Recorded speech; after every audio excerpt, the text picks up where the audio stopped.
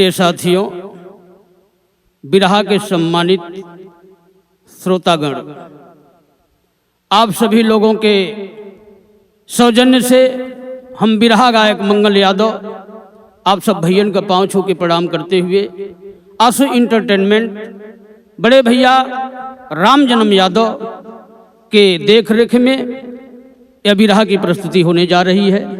साथ में हरिओम स्टूडियो बड़े भैया अभिमन्यु यादव, साथ में बेचू यादव और मनोज यादव और साथ में जितेंद्र यादव एडवोकेट, लोरिक यादव, दशरथ कवि जी, रामाश्रय कवि जी, साक्षी जी के बड़ा हम आभारी हैं।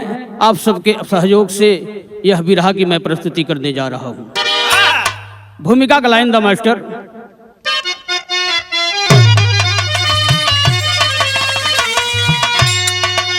पहन करके खादी वतन के लुटेरे, समाधि पर बापू के आंसू बहाते, लेते दहेज किंतु बनते सुधारवादी, बदलो समाज रोज नारा लगाते,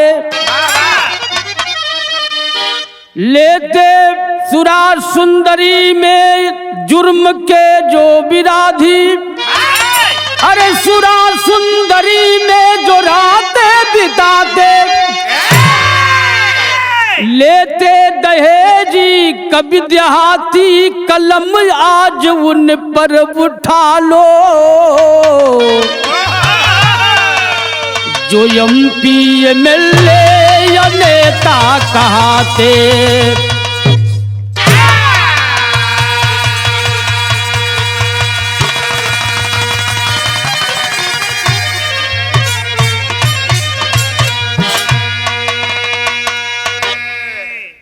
देखा तो ज्योति सरगम जी आवाज डालू कि मंगल भैया तनी प्यार से देखा तोरी नहला पे ही दहला जड़ता। बिरहा तो बड़ी है गौलू दहेज के प्रति, वही के संबंधित ई गीत बा। गजल का लाइन लक्ष्मण भैया लगा दो।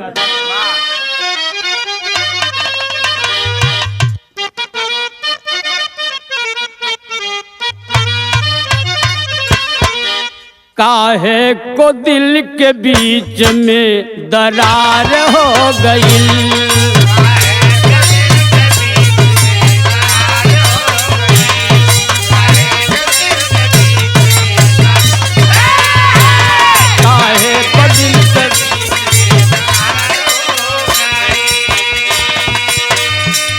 काहे को दिल के बीच में दरार हो गई,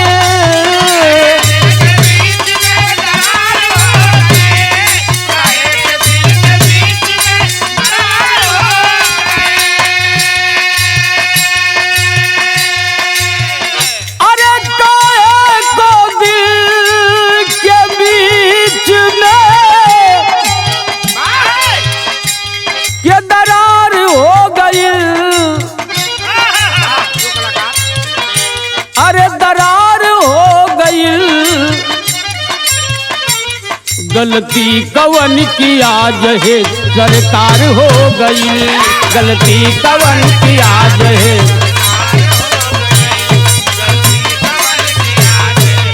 लला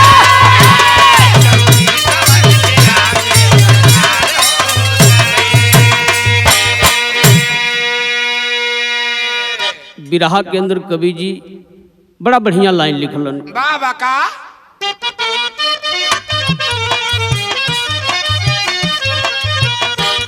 गांधी तेरी समाधि खिलवाड़ हो गई, गांधी तेरी समाधि खिलवाड़ हो गई,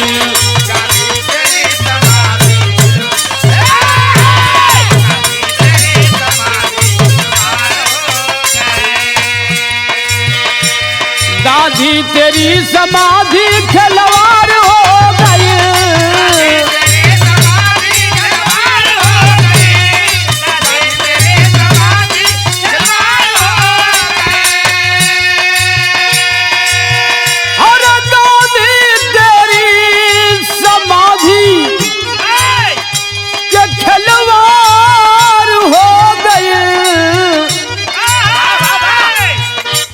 पशुओं से बदतर जिंदगी बेकार हो गई, पशुओं से बदतर जिंदगी।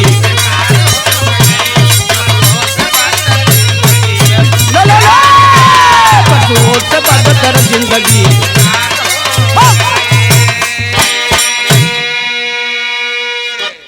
यही से कहानी की शुरुआत हो गई। ये कहानी कहाँ का बा?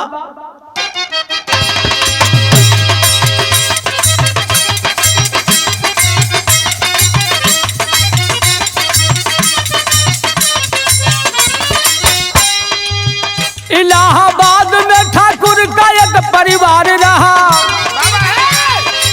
राम या भरत सिंह में त्रेता जैसा प्यार रहा।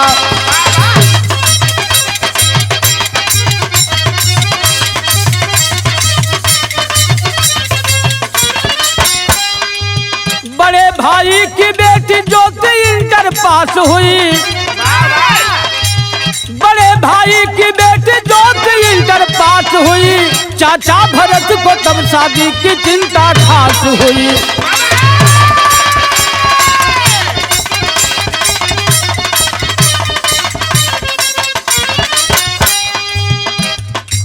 विधायक के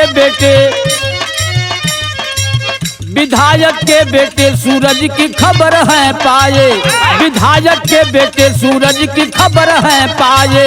भिखारी बन के दोनों भाई झोली फैलाए, बिहारी बन के दोनों भाई झोली फैलाए।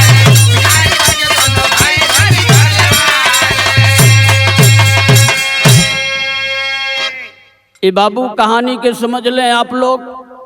बगल में इलाहाबाद के अंतर्गत एक छोटे से गांव में दो भाई थे जिनका नाम कभी बताते हैं राम और भरत।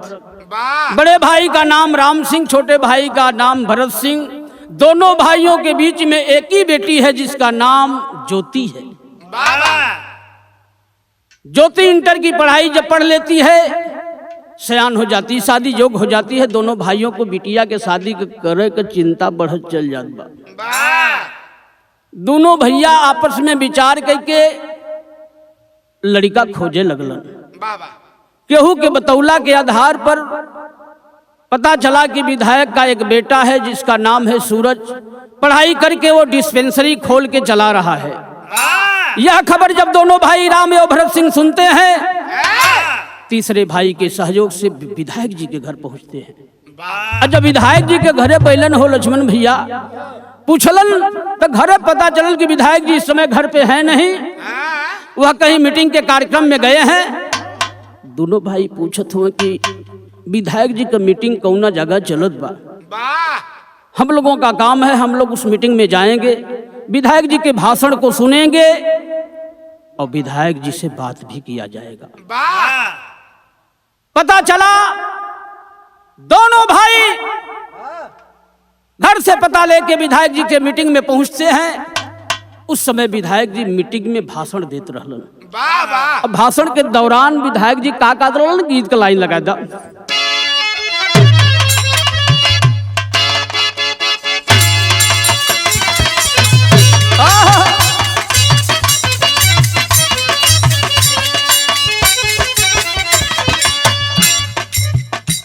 गीत तो बड़ी पुरान बा, लेकिन गीत पुरान ना होला। कौन गीत लक्ष्मण भैया?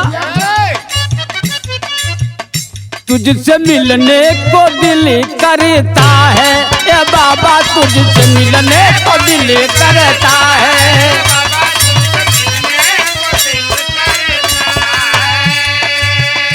तुम भी हो जिस पे दिल मरता है, तुम भी हो जिस पे दिल मरता है। तुमसे मिलने को दिल करता है, बाबा तुझसे मिलने, बाबा तुझसे मिलने को।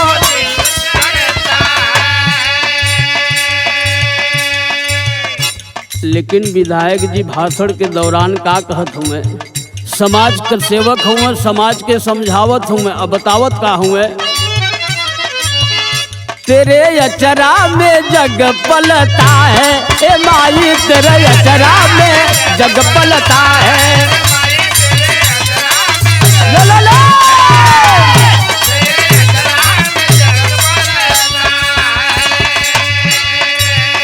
लक्ष्मण भैया कहलन का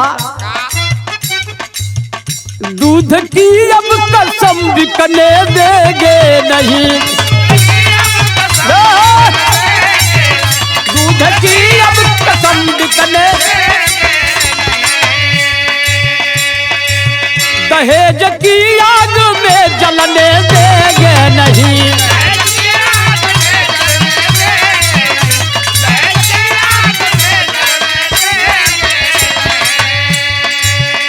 या तनावों से दिल फटता है।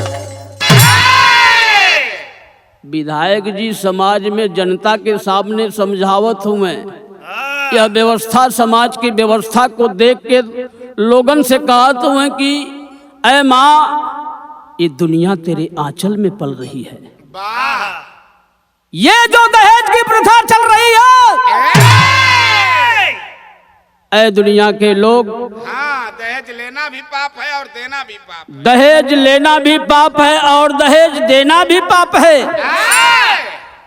समाज की यह कुरीतियां दूर किया जाए। विधायक जी लोगन के समझावत हो कि हम समाज का सेवक हैं, हम दहेज के बहुत बड़े विरोधी हैं।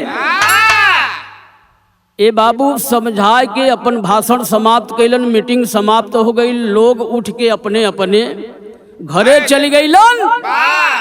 दोनों भाई झोली फैलाए के राम या भरत सिंह विधायक जी के समन्वय खड़ा हो गए हाथ जोड़ के। आप कौन हैं, क्या काम है? दोनों भाई से विधायक जी पूछत हुए। ये दोनों भाई जब सुनले विधायक जी का बात तो कलन विधायक जी आपके भाषण से बहुत तबीयत गजगज हुई।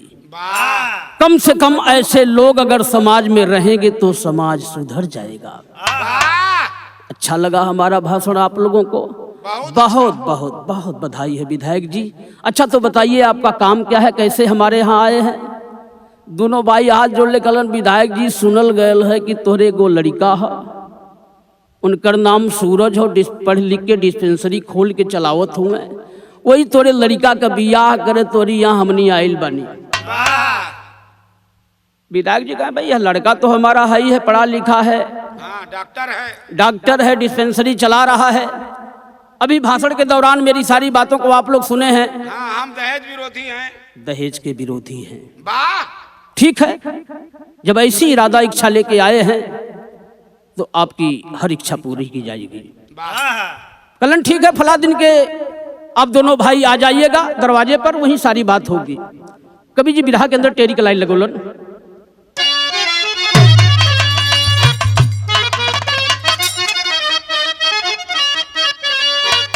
अरे मोरे राम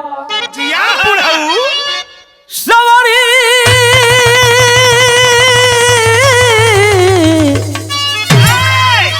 सूरज की गरिमा ज्योति से बड़ी, बगुला और हंस की परख कटौती मोती, अरे हाँ मोती, अरे हाँ मोती, अरे हाँ।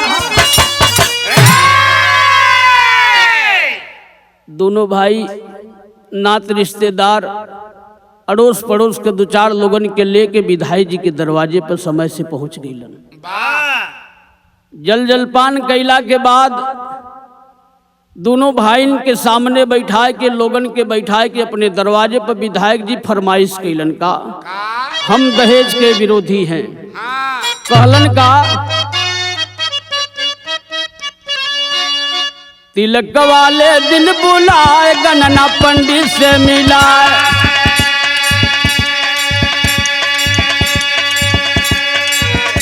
मांग वाली धीरे धीरे से लखा बतिया,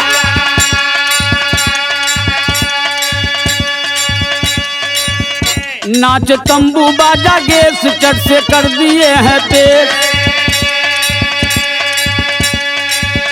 नाच तंबू बाजा गैस चट से कर दिए हैं पेट। कैसे 30,000 नगद चिखाए बती,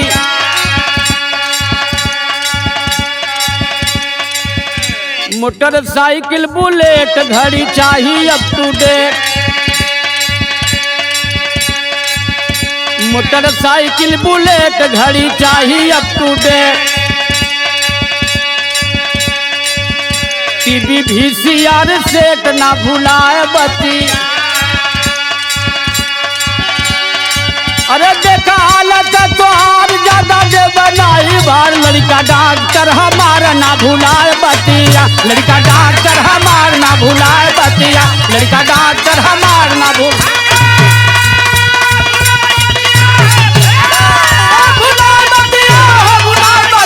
लड़का डॉक्टर हमार ना भुलाए बतिया, लड़का डॉक्टर।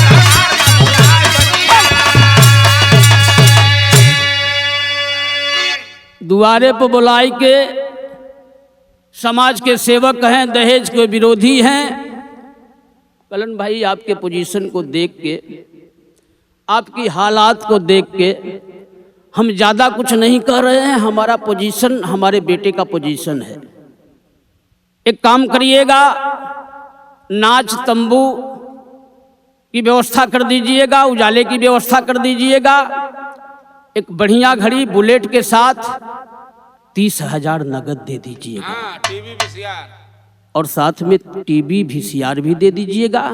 तोरे पोजीशन के देख के हम कुछ बतावत तो से ना हिला। हाँ, हम तो दहेज के विरोधी हैं ना। दहेज नहीं चाहिए, दहेज नहीं चाहिए, ये तो मेरा पोजीशन है। और एक बात याद रखिएगा कि तोरी पोजीशन के, तोरी हालत के देख के हमारा लड़का डॉक्टर है, ओकरे पोजीशन के देखते हुए ये बात गठिया लीजिएगा, भूलिएगा मत। इतनी मांग को आप पूरा कर दीजिएगा। हाँ, लड़की का चाचा भरत सिंह जब इतनी बात सुनलन तो आंख में आंसू आ गया। आंखों में आंसू लिए भरत सिंह विधायक जी के सामने एगो बात कहलन। भैया का कहलन?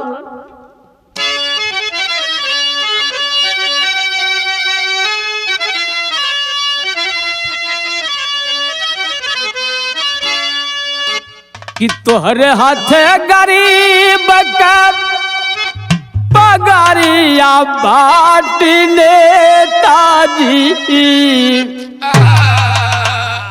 कर जोरिया बाटी नेताजी, कि खेती के छोड़ी के ना नौकरिया बाटी नेताजी। सुने नेताजी, बनी हम गरीब आई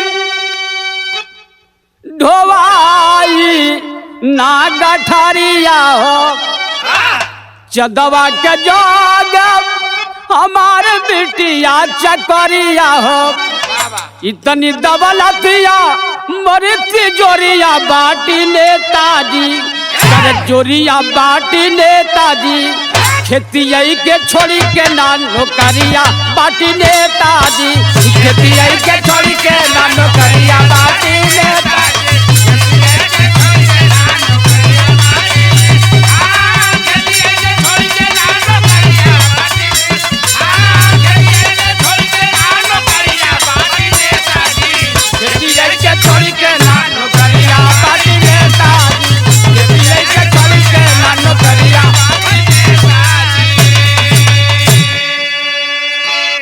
हाथ जोड़ के आंख में आंसू लेके पैर पकड़ के यह बात कहलन भरत सिंह, एकरे सिवाय और हमरे पास कोनो क्षमता ना है ना औकात है। प्रेम लगा आपकी बेटे के जोग, मेरी बेटी है, पढ़ी लिखी है, यह सोच के लड़का जोगे लड़की बात शादी करे कि हमने आपके यहाँ ऐली। और दहेज विरोधी होते हुए नेताजी इस गरीब के ऊपर इतना बड़ा भार दे रहे हैं। सारी बात बता दिए कि खेती के सिवा बाहरी आमदनी का कोई सहारा नहीं है।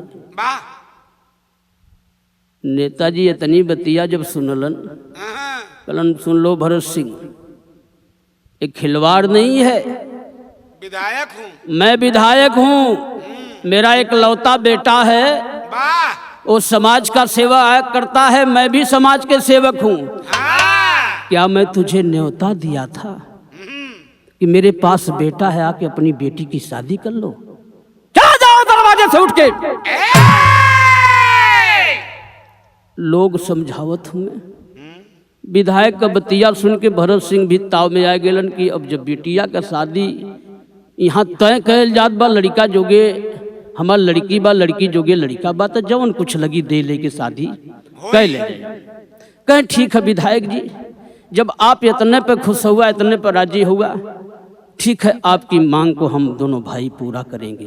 वाह आते हैं घर, और घरे आके हो भैया शादी के तैयारी में लग गईलन। शादी के दिन विधायक जी अपनी बारात के सजा के जब राम सिंह के दरवाजे पर पहुंचलन, उस समय द्वार पूजा लगत बा। वाह मेहरारू गीत गावत थी लक्ष्मण भैया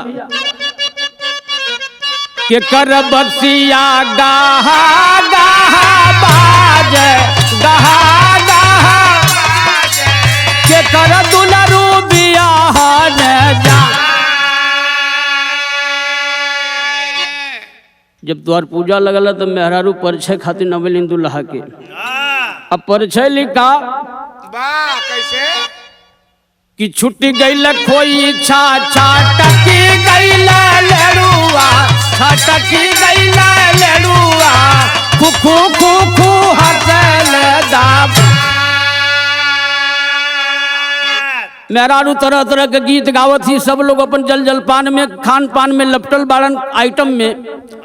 यहर विधायक जी धीरे से लड़की के बाप राम सिंह के बुलाए के कहत हुए कि सुनिए, अब तो बारात आपके दरवाजे पर आ गई, द्वार पूजा लग रहा है, परिछन हो रहा है। राम सिंह बेचारे हाथ जोड़ के कहलन विधायक जी कोई कमी सजावट में तो नहीं न है, आपकी सेवा में कोई कमी तो नहीं न? कहलन कौनो कमी ना बा, एक चीज का दिक्कत लगत है, जौन वादा कह के आयल हुआ गड़िया देवे खातिर बुलटिया ओके कहाँ रखले हुआ तनी हमके दिखा दा। हाथ जोड़ लेते हैं राम सिंह गरीब आदमी और कहते हैं कि विधायक जी क्यों आप परेशान हैं, एक गरीब की जुबान है, गरीब वादा किया है, लड़की की शादी कर रहा है, आप विश्वास करिए अभी तक आपकी बुलेट जो दहेज में देना हुआ तो आई नहीं है। छोटा भाई भरत सिंह इलाहाबाद गया है लेने के लिए, इतनी टाइम नहीं तो सुबह तक वह आपका दहेज की सामान जो गाड़ी देना है वो लेके आ जाएगा। सुबह हो गई, राम सिंह के छोटके भाई भरत सिंह का पता बहन चलत ना हो। धीरे धीरे समय नियराइल चल जात बा। खिचड़ी के समय जब आ गई, दौड़ के राम सिंह वही रस्तवे वही देखे कि क्या रे पगला भरत कहाँ तू रह गया रे पागल। इधर दरवाजे पर बारात है, खिचड़ी खाने की समय आ गई है। विधायक बार बार धक्का दे रहा है कि वह गाड़ी कहाँ है जो देना है। ए बाबू अब खिलाफ समय हो रही है। राम सिंह बारात में पहुंच जाते हैं।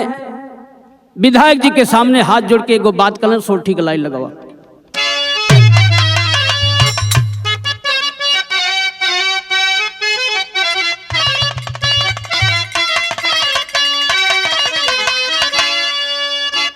कवने कारणवाए जोगिया जोगा वाला मावाला रे जोगा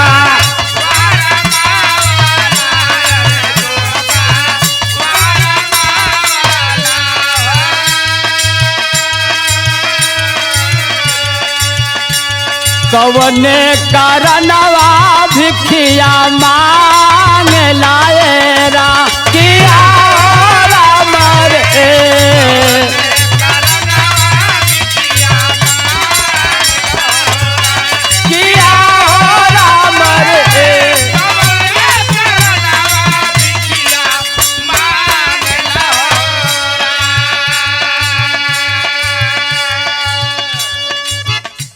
तिरिया करनवा जोगिया जोगा वाला मावाली अरे जोगा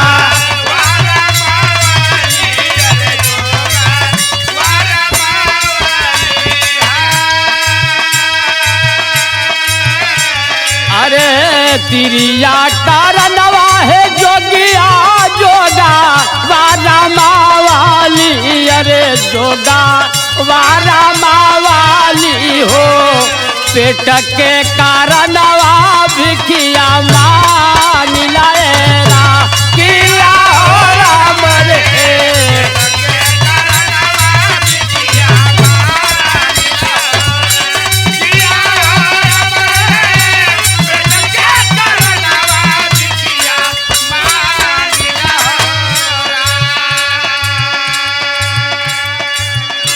इस गीत छड़ी का आनंद के लिए रहल। राम सिंह बारात के सामने विधायक जी के सामने खड़ा होके सबके उखी पतई होले हो लक्ष्मण भैया, लेकिन वो विधायक नाज में है, मेरा बेटा डॉक्टर है।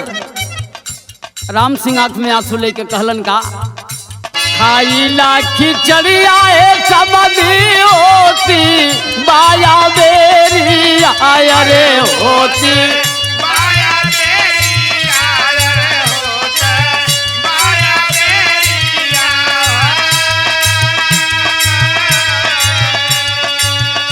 खिचड़ी का समैया नियारा लेरा किया बरे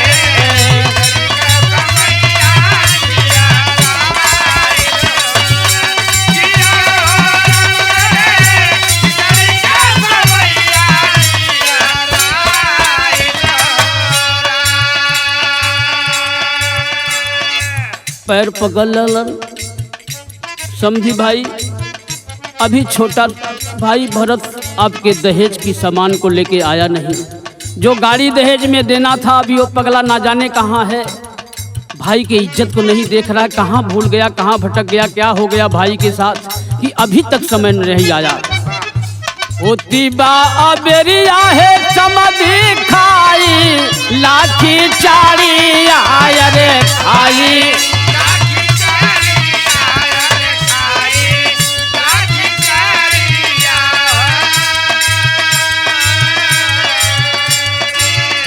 देव कुल समनिया पहुँचाई नयरा किया बरे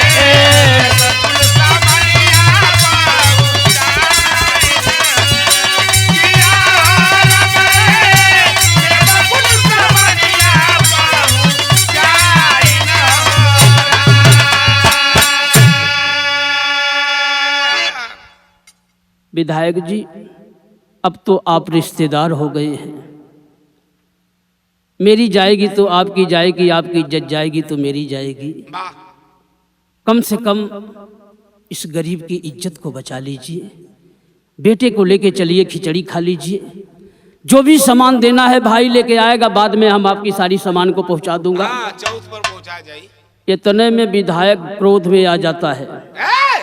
कहा सुनो राम सिंह, मैं मूर्ख बनाता जनता को, तुम मुझको मूर्ख बनाते हो। मैं पाठ पढ़ाता लोगों को, तुम मुझको पाठ पढ़ाते हो। मुझे पाठ पढ़ाने आए हो, मुझे सिखाने आए हो। अरे मैं समाज का सेवक हूँ, दुनिया को मैं सिखाता हूँ, तुम मुझे अपने दरवाजे पे बुला के सिखा रहे हो। मेरे सम्मान को नहीं देख रहे हो। कान खोल कर सुन ले राम सिंह, और रखो बेटी अपने घर पर, समझो यह रिश्ता छूट गया। रखो बेटी अपने घर पर, समझो यह रिश्ता छूट गया। अरे दौलत वालों की दुनिया में इंसान का नाता टूट गया। मार देता है पैर का ठोकर। बेटे को इशारा करता है, अपनी बारात को लेके विधायक चल देता है। ये बाबू पूरा गांव हाय हाय कर रहा है। अरे एक विधायक होके, समाज का सेवक होके इस तरह का सलूक किया। वही समय क्षण में भइल का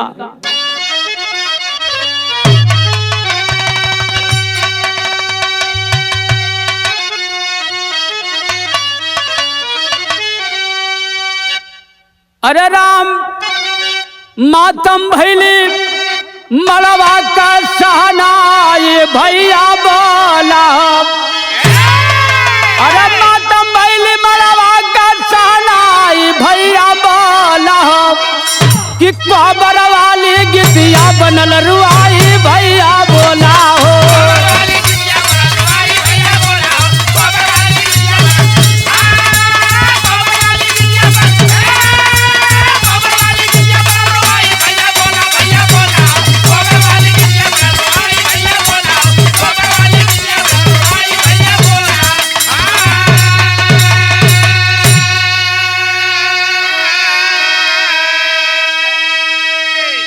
मातम छा गया, आंखों में आंसू लिए पूरी परिवार।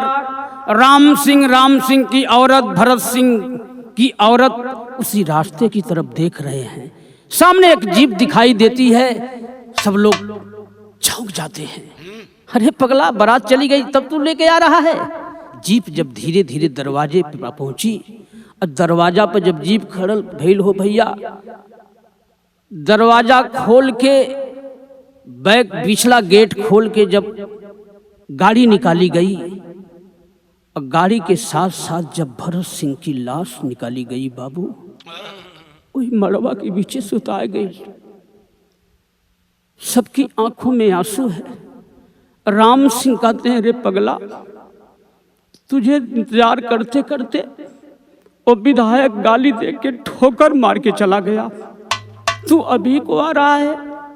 लाश को अपने गोद में लेके राम सिंह के आंखों में आंसू है, कह रहे हैं कि ना बोलबाता मेरा अयोध्या भर मारी नवा, हार्ट अटैक हो गया तुरंत, पिजरा से उड़ल सुगानावा। अरे तेल छिड़क के पत्नी जान गवाई, भैया बोला कि मरवा बीच तीनों लाशी रखाइल, भैया बोला। यह सीन देख के राम सिंह की औरत आंखों में आंसू लिए बिलाप कर रही, देवर कह के बुला रही है।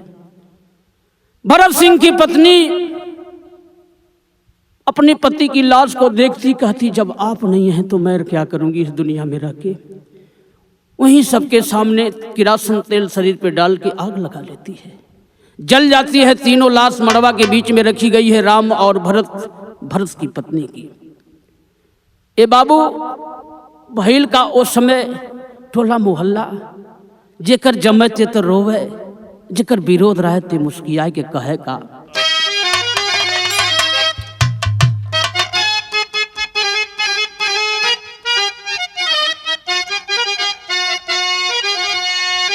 अरे पावा कमावर में आदि हथवा कताना मार, बिजही चुनरिया कफनवा रे बुझाया।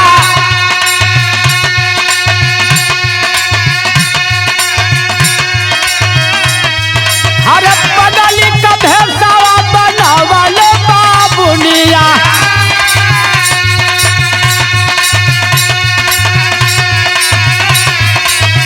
गंगा में कूदी माढ़िली हल बचाया। जहवा डॉक्टर सूरज सिंह का रहल दवा खानावा, ए भैया जहवा डॉक्टर सूरज सिंह का रहल दवा खाना, लिया ये मल्हवा वहाँ ज्योति के उठाया। अरे कवन करनवा डॉक्टर दी हला दवाइया, ए भैया कवन करनवा डॉक्टर दी हला दवाई। अरे जहर वाली सुइया के देबा हो लगाया।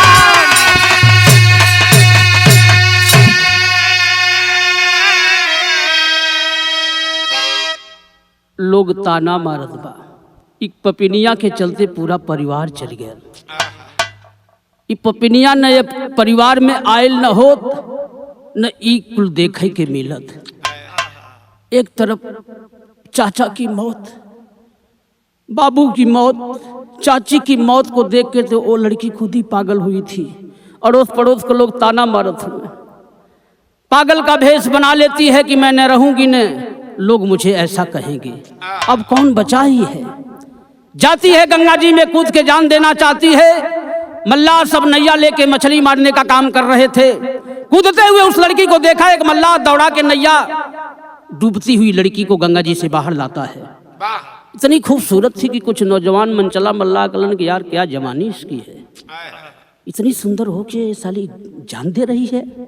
बुढ़वा मल्लाह गोरे करे, साला तू लोग इसकी जवानी पे इसकी सुंदरता पे मर रहे हो, इसके पांव में महावर है, हाथ में मेहंदी है, किस कारण यह जान दे रही है? पहले इसको लेके चलो किसी दवाखाना में। संजोग उसी दवाखाना में ले जा सकते हैं जहां विधायक जी का बेटा वो डिस्पेंसरी खोल के दवाखाना चला रहा था। ज्योति को लेके जाते हैं, आनन फानन में डॉक्टर साहब ट्रीटमेंट में लग जाते हैं, इंजेक्शन देते हैं। जब उसको होश आता है, हाथ जोड़ लेती है, आंखों में आंसू है। डॉक्टर साहब क्यों मुझे बचा रहे हैं? क्या दे दिया मुझे जहर का इंजेक्शन? मैं इस दुनिया में अब नहीं जीना चाहती हूँ। डॉक्टर साहब ओकरी जवानी के देख के, ओकरे सुंदरता के देख के पागल हो गइलन। अब पूछत हुआ आखिरी लाइन,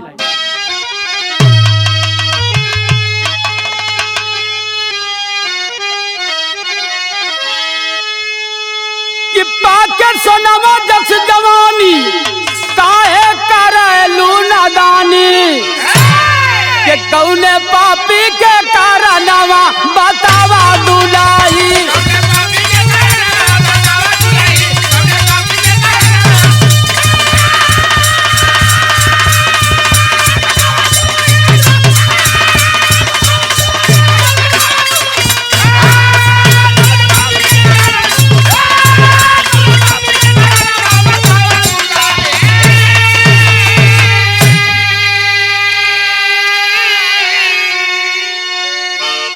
ऐ लड़की, तू ऐसी बात क्यों बोल रही हो? कह रहा है सूरज सिंह, जिसने तुझे बर्बाद किया, इज्जत से खेला होली, माफ करेगा कभी न सूरज, अरे मारेगा उसको गोली। तनिका में क्या वो करना मवा बतावा दुलही। सुनो, जिसके चलते ये तेरी जवानी बर्बाद हो रही है, पूरा तेरा परिवार बर्बाद हो गया। बता दे, सिर्फ उसका नाम बता दे। इस देख रही है रिवॉल्वर में 6 गोली है, सीधे साले के सीने में उतार दूंगा। सुनत बा ज्योति, जब इतनी बात को सुनती है, वह लड़की आंखों में आंसू लिए कह रही है क्या? पूरी कहानी का कर ज्योति मगर भेद ना खोली, अरे बोलो डॉक्टर माहू बापी मार दे मुझको गोली, अपने दिलवा कमर मिया छुपावा दुलाई। ऐ लड़की, बताते हुए वो ज्योति पूरी कहानी को बताती है, लेकिन भेद को नहीं खोलती। डॉक्टर समझ जाता है यही वो लड़की है जिसकी मांग में सिंदूर डाला एक दहेज के लिए मेरे बाबूजी इसके बाप को ठोकर मार के सबके सामने चल दिए। दे देता है रिवॉल्वर, ये ले पकड़, मेरे सीने में मैं वादा किया हूँ ये सारी गोलियां उतार दे। लड़की हाथ जोड़ के बोलती है, डॉक्टर साहब एक परिवार तो विनाशी हो गया, अब मैं ये गलती करके कहाँ रहूंगी। तब वो डॉक्टर वो लड़की का बात, वो ज्योति का बात सुन के सूरज सिंह कैले का, ज्योति को लेकर के सूरज अपने भवन को आया।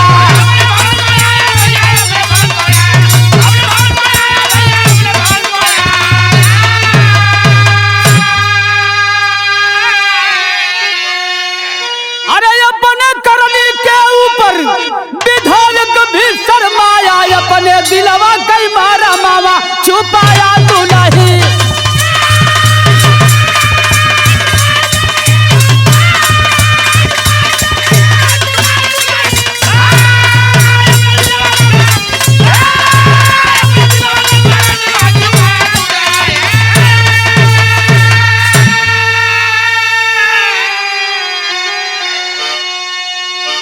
शटर गिराता है, उस लड़की को अपनी गाड़ी पर बैठाता है और अपने घर की तरफ लेके चल देता है। घरवास के कुछ दूरिये पर हो विधायक जी ताकत हुए, आज इतना जल्दी बेटा डिस्पेंसरी बंद करके क्यों आ रहा है। जब गाड़ी से उतरता है, साथ में वो लड़की है, लड़के को डांटता है विधायक, अरे मूर्ख, जिसके चलते मेरा अपमान हुआ तो उसको लेके साथ में आ रहा है। निकाल लेता है रिवॉल्वर विधायक का बेटा, बात करते हो, समाज के सेवक बनते हो, कान खोल करके सुन ले, आज मैं तुझे बाप नहीं मानूंगा। ज्यादा आवाज किया तो ये सारी गोलियां तेरे सीने में उतार दूंगा। तेरे चलते इसका परिवार इस दुनिया को छोड़ दिया। अभी तो इसके साथ बोलने रहे हो कि इसको साथ में लेके आ रहे हो। इतने में विधायक जी चिंगूरी गईलन, हाथ जोड़ लन कि बेटा मारा मत, तुहार जीवन साथी है, तुहार ओकरे संगे बीती, हमारी गलती के क्षमा कर दिया। लड़किया के समनवा, ज्योति के समनवा जाए के विधायक जी हाथ जोड़ के कलन, बिटिया जवन कुछ भई अपने दिल के अंदर छुपा लिया, केहू से बात का चर्चा करिया उरिया। तो गुरु बिहारी बत्तू जी चल गईलन स्वर्ग सिधार, स्वर्ग लोक के बासी सरजू, अरे छूटल हटार पार के सूरज की गर्मा ज्योति से बड़ी मंगल कवि हर की